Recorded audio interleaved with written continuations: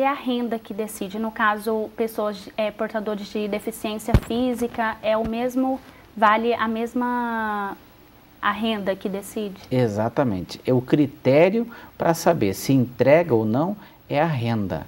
Então, se ele tem renda superior a 17 mil, é um dos critérios, está obrigado. Se ele tem patrimônio acima de 300 mil, também está obrigado. Cabe também, Carla, um detalhe para aquele produtor rural. O produtor rural, ele acha que ele não precisa fazer a entrega da declaração do imposto de renda à pessoa física, mas tem orientações, inclusive no site da Receita Federal, www.receita.fazenda.gov.br, que tem lá um tópico chamado Perguntão. Clica lá, tem todas essas dicas, mas para o produtor rural, seja pecuarista ou seja agropecuarista, ele está obrigado, se ele tiver tido faturamento, ou seja, se ele tiver tido venda dos seus produtos acima de R$ 89 mil. Nesse caso também, ele também está obrigado a fazer a declaração do imposto de renda. E existe alguma punição para quem não declarar o imposto? Aquele que está obrigado e não declarar, a Receita Federal aplica uma penalidade. A penalidade mínima é R$ 165,74, corrigido pela Selic. O prazo é 30 de abril. Entregou 30 de maio, ele vai pagar a multa de R$ 165,74, acrescido da correção da Selic. Aquele contribuinte que tem imposto a pagar e o imposto dele for grande, for um volume grande, é 1% do imposto, limitado a 20% do imposto de renda. Ele não pode pagar mais do que 20% do imposto devido ou pagar inferior a R$ 165,74 de multa. E como regularizar o cadastro de pessoa física, o CPF?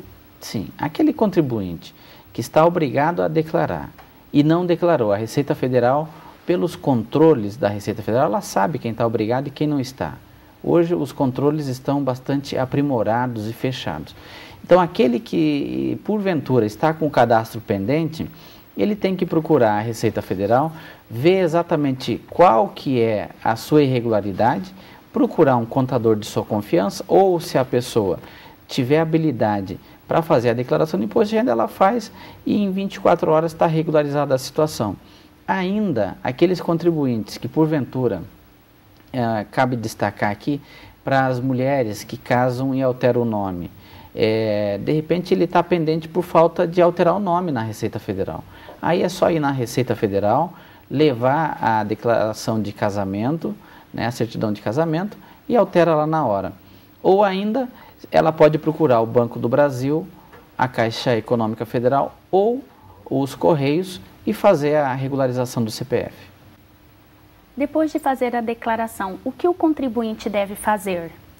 Olha, em regra, ele não precisa fazer mais nada. Todavia, eu oriento que o contribuinte, depois de entregar a declaração de imposto de renda, no próprio site da Receita Federal, ele fique olhando como é que está o processamento da declaração. Hoje o processamento está muito rápido. Entrega-se a declaração até 30 de abril, no início de maio, início de junho, já tem o processamento da declaração, que ele pode ver se a declaração dele foi totalmente processada ou tem alguma pendência. Então eu oriento, depois que entregar a declaração de imposto de renda, verifica no site da Receita se foi processada ou não. Se não foi processada, a Receita agora também inovou.